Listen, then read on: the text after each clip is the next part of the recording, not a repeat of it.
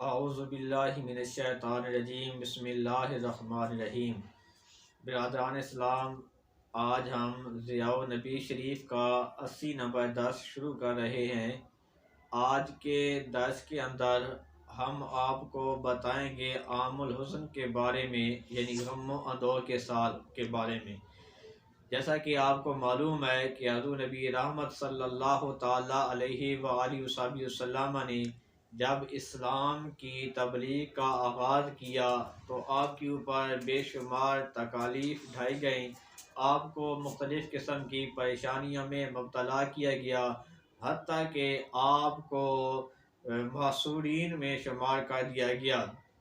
तो आपके बारे में, चूँकि 10 नबूवत के 10वें साल में आपकी रिहाई हुई थी उस हिसार से, तो उसके बारे में अजीम सीरत निगार मूसा बिन उकबा की तहकीक के मुताबिक आप फरमाते हैं ये मुद्दत 3 साल थी, जिसका आगाज़ माह मुहर्रम के अंदर नबूवत के 7वें साल हुआ और 10वें साल इसका इख्तिताम हुआ। वज़ात मोहतरम, ये जो मराहल थे बड़े कठिन और मुश्किल मराहल थे। उसके अंदर करीम आका अलैहिस्सलाम ने बड़ी तकलीफ़ें बर्दाश्त की, लेकिन इसके बावजूद हज़रत नबी रहमत सल्लल्लाहु ताला अलैहि वसल्लम के मिशन के अंदर आपके शौक़ और ज़ौक़ के अंदर किसी किस्म की कमी ना आई। लेकिन तकालीफ के बावजूद, बजाय इसके कि आप अपने मिशन से पीछे हटते, आप अपने शौक़ को कम करते, अल्लाह करीम ने आपको ऐसी ताकतें अता फरमाई थी कि आपके शौक़ के अंदर रोज़ बरोज़ इजाफा ही होता चला गया। इंसान के ऊपर मुख्तलिफ़ किस्म की परेशानियाँ आती हैं, मुसीबतें आती हैं, लेकिन अभी ये मुसीबत दूर हुई ही थी कि इसको 1 महीना ही नहीं गुजरा था कि हज़रत नबी रहमत सल्लल्लाहु ताला अलैहि वसल्लम के प्यारे चचा जान जनाब हज़रत अबू तालिब इस दारे फ़ानी से रुखसत फरमा गए। तो हज़रत मोहतरम, ये साल, ये लम्हा आपके लिए बड़ा तकलीफ दे था, बड़ा दुख का था, क्योंकि वो चचा जिसने हर मुश्किल वक़्त के अंदर आपका साथ दिया, आपकी ढाढ़स बंधाई, नबी अलैहिस्सलाम के ऊपर अपना शफ़क़त भरा हाथ रखा, वो इस दुनिया से उनका चला जाना यकीनन इंसान के लिए ये बड़ा तकलीफ़ का लम्हा है, बड़े गम और अंदोह का लम्हा है। और अभी आपके विसाल को 1 हफ्ता ही नहीं गुजरा था कि आपकी रफ़ीक़ा याद उम्मुल मोमिनीन जनाब सैयदा तैयबा ताहिरा सैयदतुना खदीजतुल कुबरा रज़ियल्लाहु ताला अन्हा आप भी दारे मफ़रक़त दे गई, इस दुनिया से पर्दा फरमा गई। तो बिरादरान इस्लाम, इसलिए ये क्योंकि दोनों वाक़ये एक ही साल के अंदर हुए, तो इसलिए इनको आमुल हुज़्न यानी गम व अंदोह का साल कहा जाता है। तो बिरादरान इस्लाम, बाद मौरख़ीन ये कहते हैं कि हज़रत खदीजतुल कुबरा रज़ियल्लाहु ताला अन्हा का विसाल पहले हुआ, लेकिन सही जो तहकीक है, जो ज़्यादा कवी तहकीक वही है कि हज़रत अबू तालिब का विसाल पहले हुआ और उम्मुल मोमिनीन रज़ियल्लाहु ताला अन्हा का विसाल बाद में हुआ। हम अब आपको जनाब हज़रत अबू तालिब की वफ़ात के बारे में बताएंगे।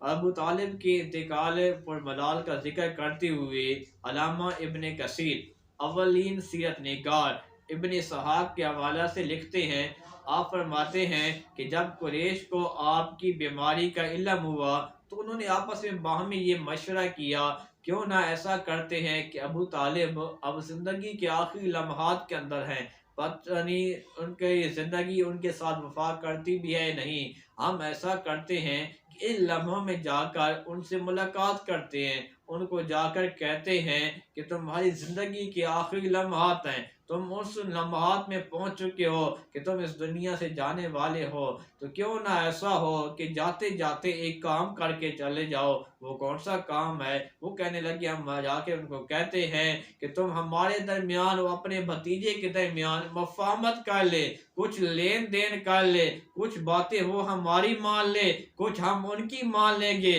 ताकि इस तरह जो हमारा मुआशरा है एक फसाद के अंदर डटा हुआ है, एक फसाद की दलदल में वो घुस चुका है, तो उससे वो दूर निकल आए।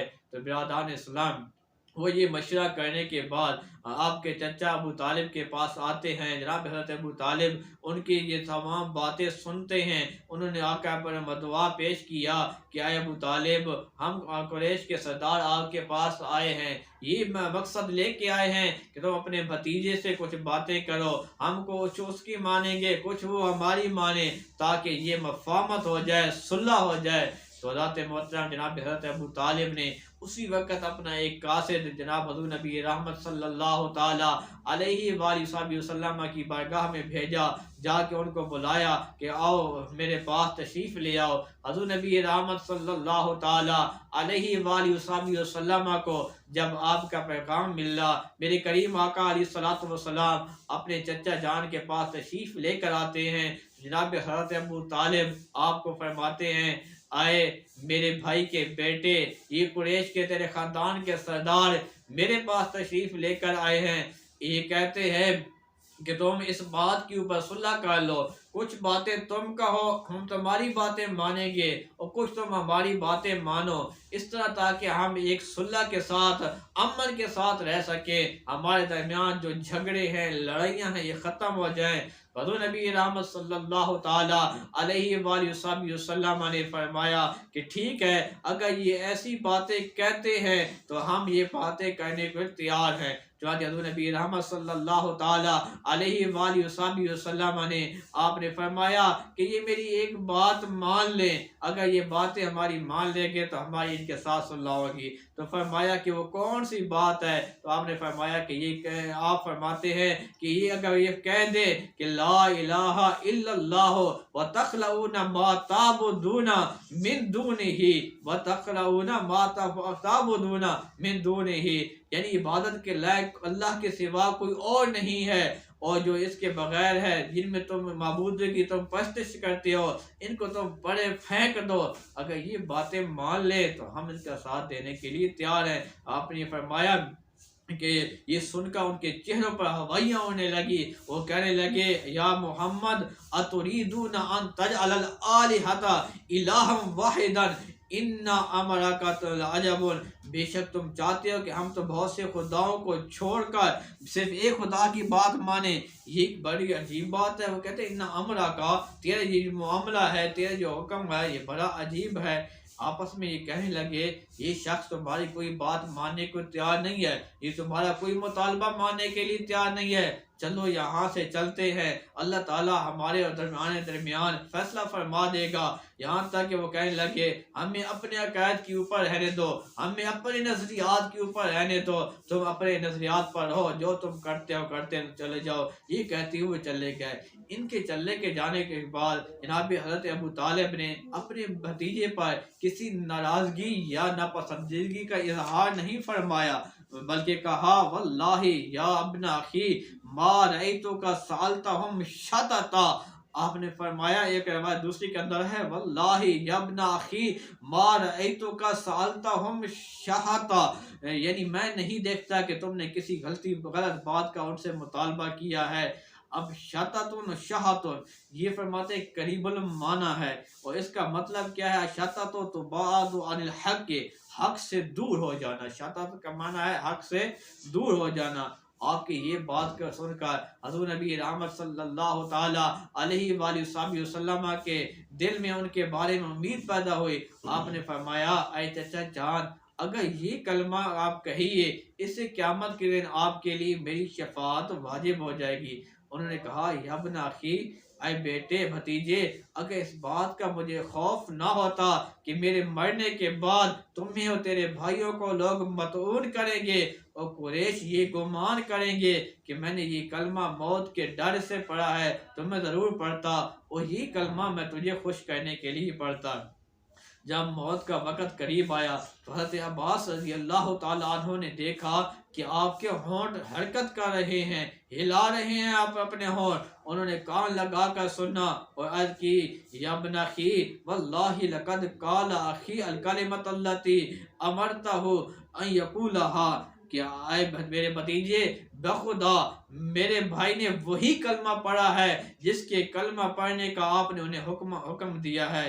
रसूलुल्लाह सल्लल्लाहु अलैहि वसल्लम ने फरमाया, लम अस्मा, मैंने ऐसा नहीं सुना। आपकी ज़िंदगी के आखिरी लम्हात हैं, आपके कबीला के सरकर्दा लोग इकट्ठे हैं, उस वक़्त आपने सबको एक वसीयत की जिससे आपकी उलुल अज़मी, बालिग नज़री, हिकमत और दानाई के साथ साथ आपकी शान शाना फसाहत और बलागत के जलवे भी नज़र आते हैं, जिसकी अहमियत के पेश नज़र, हालात के पेश नज़र हम आपका वो उर्दू तर्जमा जो है आप क्या है गोश गुजार करते हैं। आपने उनको मुखातब करके फरमाया, ऐ गुरह कुरैश, तुम्हें अल्लाह ताला ने अपनी मखलूक से चुन लिया है, तुम सारे अरब के दिल हो, तुम सारे अरब का दिल हो। ये अच्छी तरह जान लो कि तुमने तमाम अच्छी सिफात अपने अंदर जमा कर ली हैं, शर्फ व इज़्ज़त के तमाम मदारिज तुमने पा लिए हैं। उन्होंने गुण खूबियों की वजह से तुम्हें दूसरी कौमों के ऊपर बरतरी हासिल हो चुकी है। मैं तुम्हें इस मकान यानी बैतुल्लाह शरीफ की ताज़ीम की वसीयत करता हूँ, क्योंकि इसमें अल्लाह ताला की खुशनुदी है, अल्लाह ताला की रज़ामंदी है, और इसी तरह तुम्हारे मुआश का दारो मदार और इसी तुम्हारे दबदबा इसी के ऊपर कायम है। करीबी रिश्तेदारों से सिला रहमी करना, कत्ता रहमी से बाज रहना, क्योंकि सिला रहमी से ज़िंदगी तवील होती है और दोस्तों की तादाद में इजाफा होता है। बगावत सरकशी को तरक कर देना, क्योंकि इस वजह से पहली कौमें भी हलाक हुई। जो दावत दे उसको कबूल करना, साइल को खाली ना लुटाना, क्योंकि इसी में ज़िंदगी और मौत की इज़्ज़त है। हमेशा सच बोलना, अमानत में ख़यानत ना करना, इन खूबियों की वजह से ख़ास के दिलों में मोहब्बत पैदा होती है और अवाम के दिलों में इज़्ज़त होती है। मैं तुम्हें वसीयत करता हूँ कि मोहम्मद सल्लल्लाहु ताला अलैहि वसल्लम के साथ भलाई करना, क्योंकि सारे कबीला कुरैश में वो अल-अमीन के लक़ब से मुलक़ब हैं। वो सारे अहले अरब उसे अस-सदीक़ कहते हैं। जिन ख़साइल हमीदा में की मैंने तुम्हें वसीयत की है वो इन तमाम को जामे है।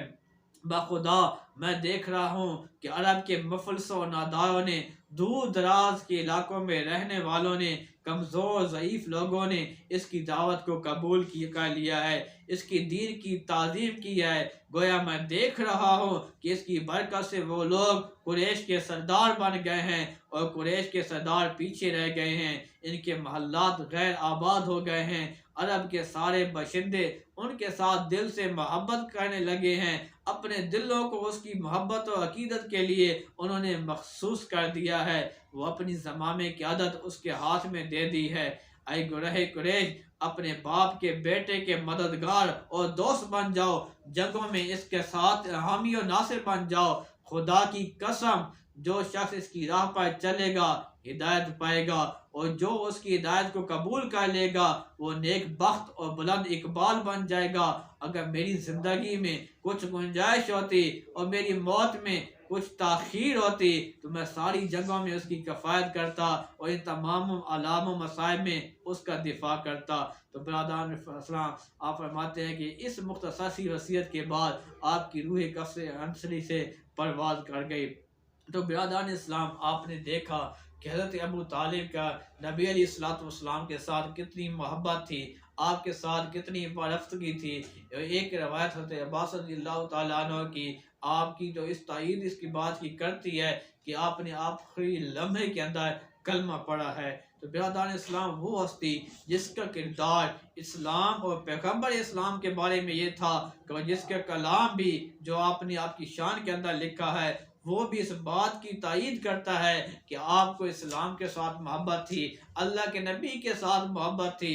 अगर ये सारी बातें मानने के बावजूद अल्लामा इमाम मोहम्मद अबू ज़ुर रहमतुल्लाह ताला अलैह अपनी सीरत की नादरा रोज़गार किताब ख़ातमुन नबीयीन पर इस मसला में बहस करते हुए रकम तराज हैं कि आप फरमाते हैं, मैं उनकी इस तसनीफ़ के लतीफ़ के हज़रत अलमर रहमतुल्लाह ताला फरमाते हैं कि एक इक़्तिबास जो है वो हम आपके गोश गुजार करते हैं, अगर उसकी वो छूट जाए और हकीकत का रुख ज़ेबा बेहिजाब हो जाए, इस मौजू पर तफसील से बात करने के बाद इसका खुलासा यूँ तारीफ़ फरमाते हैं कि इस बात से हम 3 नताइज तक पहुँचते हैं। इनमें से 2 नतीजे जो हैं मुसल्लमा है और तीसरा नतीजा महल नज़र है। पहला नतीजा तो ये है कि अबू तालिब इस्लाम के हामी थे, नबी करीम सल्लल्लाहु ताला अलैहि वसल्लम और मुसलमानों का दिफा किया करते थे अपने अशआर में उन्होंने हज़रत अलैहिस्सलाम की दावत की मद्ह सना की है।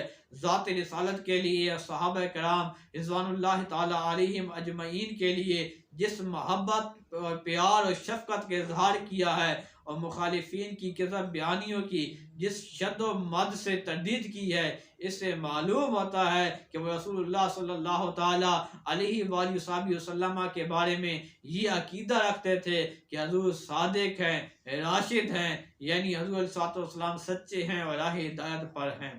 दूसरा मुसल्लमा नतीजा ये है कि जब मौत का वक़्त करीब आया तो उन्होंने हज़रत अलैहिस्सलाम के इस मुतालबा की सफाई पेश की और आपने मुशरिकीन मक्का से जो वादा किया था कि वो दावत दे मोहम्मदी के बाद ये कहीं मालूम नहीं कि आपने बुतों की तौसीफ़ की हो। सारी ज़िंदगी हज़रत अलैहिस्सलाम की मैयत में अज़ियतें बर्दाश्त की, तकलीफ़ बर्दाश्त की और इसके साथ इस पाकीज़ा मोहब्बत और शफ़क़त ज़हरा को भी मलहूज़ खाते रखते हुए जो उन्होंने ज़ात पाक नबी करीम अलैहिस्सलाम से थी उसको मलहूज़ रखते थे।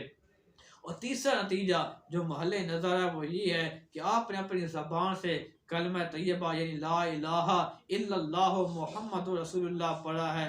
बेशक एक रवायत ऐसी है जिससे साबित है कि आपने अपनी ज़बान से ये कलमा पढ़ा। ये वही रवायत है जिसके रावी जनाब हज़रत अब्बास रज़ियल्लाहु ताला अन्हु हैं। बाज़ लोगों ने अपने हाथ से तजावज़ करते हुए हज़रत अब्बास के मकाम रफ़ी पर कीचड़ उछालने की कोशिश की है। उनका मकसद ये है कि हज़रत अब्बास को झूठ से मुत्तहम करना चाहते हैं। हम अल्लाह ताला से इस बात की पनाह मांगते हैं कि आपकी ज़ात की तरफ झूठ की निस्बत करें, ख़्वाह वो इस्लाम से पहले ही क्यों ना हो, क्योंकि आप ख़ानदान कुरैश के सरताज और सरदार हैं और एक आम अरबी भी झूठ नहीं बोलता था। क्या आपने इमाम बुखारी की वो रवायत नहीं पढ़ी, वो रवायत नहीं सुनी जिसमें हरक़ल के अबू सुफियान को हरक़ल ने अबू सुफियान को अपने दरबार में मुतल्लब किया ताकि हज़रत अलैहिस्सलाम के बारे में चंद इस्तफसारात करे।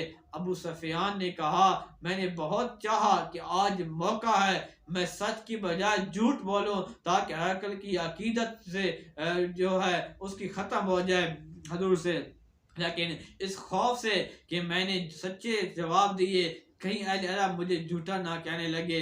अगर अबू सुफियान जैसा आदमी झूठ बोलने की जसारत नहीं कर सकता तो हज़रत अब्बास जैसी हस्ती जो बनी हाशमी ख़ानदान का सरताज और हज़रत नबी रहमत सल्लल्लाहु ताला अलैहि वसल्लम का मोहतरम चचा है, क्या उसके बारे में ये ख्याल किया जा सकता है कि उसने गलत बयानी की हो। इमाम अबू ज़ुहरा अल्लामा इब्न कसीर की एक राय नकल करते हुए फिर इसका जवाब देते हुए कहते हैं कि अबू तालिब में तमाम उमूर में ये जानते थे कि रसूलुल्लाह सल्लल्लाहु ताला अलैहि वसल्लम सादिक हैं, राशिद हैं। अल्लामा इब्न कसीर की ये बात है, फरमाते हैं लेकिन इसके बावजूद आपका दिल ईमान नहीं लाया था और दिल के जानने और मानने में फ़र्क है।